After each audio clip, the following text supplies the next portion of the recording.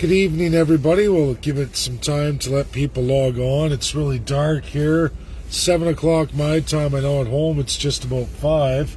So, sun rises in the east and sets in the west. It's dark, but we'll give it a few minutes to let people log on. And I'm going to update everybody on what I'm up to now, where we're going to go now that I'm in Ontario. So, for one, James Coates, the pastor who's under arrest, and it looks like they're going to keep him remanded into custody for quite a while until he gets his next court appearance. What I want to do now, everybody, is go on with that letter, and this time we're going to the prosecutor's office for the ICC, International Criminal Court. I know a lot of people are saying, oh, it's got no teeth. To be honest, everybody, the entire UN has no real teeth. They don't have any teeth unless those 5 countries, USA, China, Russia, UK, and France, all come together and all ratify any one of the 6 organs. Or, in all those 6 organs, which UNSC is the top one of the 6, they absolutely run the rest of the show. No matter which countries they allow to have oversight over different organs, or when you open up the 6 organs, which UNSC is very limited to just the UNSC. When you open up the other 6 organs, you're going to find many different little branches of all kinds of secondary, tertiary, and on and on and on branches of little departments. The reality here is, everybody, all those different departments of the UN have no real binding authority unless those 5 say they do, because it's absolutely international law, absolutely is established by those 5 countries. And we all know what law is. If you don't have law, you don't have anything on your side. That's how all the other organs run, including the General Assembly. International Criminal Court is the highest court in the world because that court makes a decision and sends it to the binding 5, and they decide which is true. Any one of the binding 5 says no, worldwide it's a no. I understand this concept. I'm probably the leading world expert on it at this point. I think it's why I'm going to get a chance when I say that, to get into my next point, is Oxford. I'm invited to write a paper on law. I got to pick my area of international law.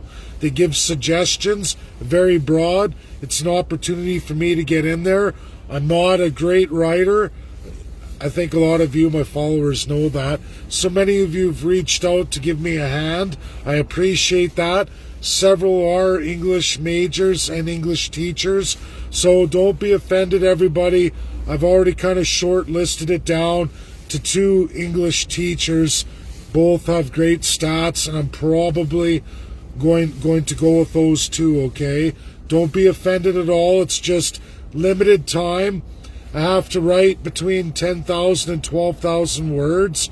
I also have to have an opening to that. I'm kind of losing my train of thought here, but there's a name for that. I have to have an introductory to the paper. Don't worry, you're all going to get to see it. It's still going to go on to Oxford, but you'll all get to see it. I'll make sure that's published. Generally, they don't publish. If I publish out on Facebook, I won't be selected to go into their book. So there's that too. I'll see what they say when it's ready to go. If they don't publish, you're still going to get it anyway. It doesn't really matter. It sounds like there's about 80 people who are going to enter this. Very great doctorates throughout the world. So I'm no doctorate, so it's a very, very gracious thing to be invited to something like that. So I'm pretty pleased. I'm going to give it a try, and I am going to get the help from you guys to get that done.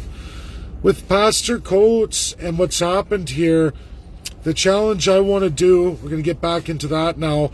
The challenge I want to do with ICC is this: have Justin Trudeau, Aaron O'Toole, Jason Kenney, and Rachel Notley investigated for human rights in relation to freedom of movement. And everybody, it's very simple of what this is. They say Pastor Coates belongs in jail for being a local pastor in my hometowns, both of them. I lived on a road called Boundary Road. In my younger days, I went to school in Stony Plain. Upon graduation of grade 9, I went on to Spruce Grove to finish my high school. I was a lifetime Catholic school in the Catholic system. Spruce Grove and Stony Plain, heavy Catholic presence as well as heavy Lutheran presence. Those are the two main religious groups of the town. When I talk about the Church of Life and Pastor Coates, what I'm saying, everybody, is I know my two towns. The post I made is not so much about Pastor Coates. It's about the faith community of those two towns behind him. Where are the people that want to come and hear him speak? They're either Lutheran or Catholicism. Those are the two main breadbasket religions of Stony Plain and Spruce Grove. For a fact, if you don't believe me, go check out the list of schools in both communities. You're going to find that's reality. I grew up in it. I did Sunday schools with neighbors of mine on the Lutheran side, but I was raised Catholic. I went through all of that. I was even an altar boy. I know my towns very, very well, okay? That's why there's a strong push there for Pastor Coates, and people still want to see that go forward. That's why I'm doing it. It's my community. I know it very well. I know that faith side of that community has nothing to do with what he preaches or teaches. It's all about what the community is all about. So I'm not one to take offense. I take things a lot of the time off stride, but you know what? I grew up in Stony Plain and Spruce Grove. I know those communities better than most, because unless you lived there, grew up and lived in it, you wouldn't really know. And it's okay, I get it. People talk about that church and Pastor Coates' group, but I know what the community is, and that's what the community is. And all you have to do is look at the schools. It just shows you how many parents and how many children are in that educational system out there. So it's all good. I get it. Some people get offended. I don't know why. Like I said, my towns, it's people not even talking about, community they ever lived in. They're just going by, they're part of that group. And it's like, I know my towns, and I know the support that's behind James Coates and what he's trying to do. So, what Pastor Coates does and the faith that he puts into his religious practices is not the issue. The issue is, did he spread COVID around by what he was doing? Does he have anything to do? The Church of Life in Spruce Grove, Alberta, did it have anything to do with how the variants came to Canada and how many people died around Canada, and especially variants coming into Alberta? I believe the answer is absolutely no. So why is he in jail, but yet Jason Kenney, Justin Trudeau, and the opposition leaders Aaron O'Toole and Rachel Notley, every single mainstream party, not under the same kind of jailing for absolute freedom of movement, when we all know where the variants came from, why Alberta has the most variants per person per capita, because they had the most freedom of movement from the area where the variants came from per person per capita than any other nation in the world, let alone any region in Canada. Well, that's easy. It's all outlined that between Jason Kenney and Justin Trudeau's narratives through the entire COVID, you can shut it down as of 6 weeks ago, but that didn't change the fact that for an entire year, those politicians did that.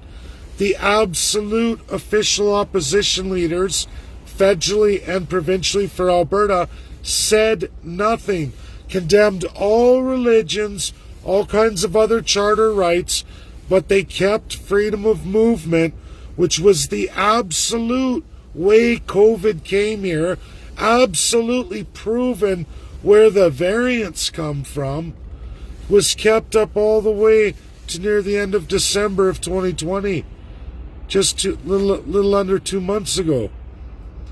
How are you going to justify that and say that that's not a criminal act against the people of Canada, specifically more so for the people of Alberta, but a pastor preaching religion who didn't utilize freedom of movement?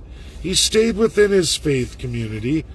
Why is he in jail, throwing away the key? Many are not, and especially our politicians who are absolutely 100% responsible for all the variants and all of the COVID-19 getting into Canada.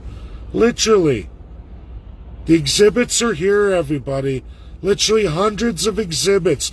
Well, all the major world powers shut it all down, besides one that Canada's grossly attached to, beyond what's supposed to be legal in this world today. And our politicians went against the law of sovereignty, in fact, gave away our sovereignty, embraced that against another binding nation of the world, knowing that we're in a pandemic, globally ruled pandemic, brought all the COVID, all the variants in.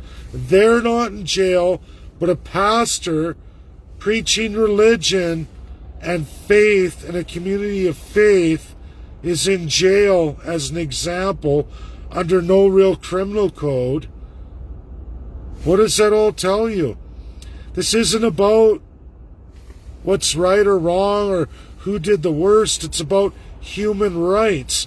If you're going to say this person belongs in jail because they violated laws, well, what laws? Show me the international laws, and if that's the case, which it may very well be, then so is freedom of movement, because that was ruled against humanity on freedom of movement. That was ruled the same way, and those countries adopted that. Almost all the countries of the world did to some degree, but not Canada and not Canada's politicians. They wanted to increase immigration, increase many people from Hong Kong to Canada, even jumping queue. They said that was normal. How is that normal in a pandemic when thousands and thousands of Canadians died?